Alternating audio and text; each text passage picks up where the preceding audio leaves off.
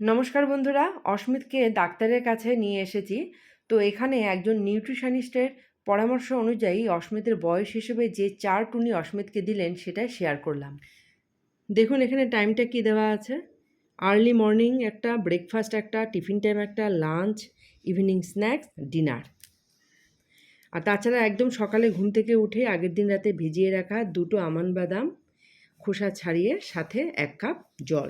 তারপরে কিন্তু শুরু হবে 7টা থেকে 7:30টার মধ্যে একটা হালকা খাবার। আর ব্রেকফাস্ট হবে 8:30 থেকে 9টার মধ্যে। তারপর টিফিন টাইম হবে হচ্ছে 12টায়, লাঞ্চ হচ্ছে 1:30 থেকে 2টোর মধ্যে, ইভিনিং স্ন্যাক্স হচ্ছে 5টা বিকেল, আর ডিনার হচ্ছে 8:30। তো এই জিনিসটা আমি এত শর্ট ভিডিওর মধ্যে দিতে পারলাম না।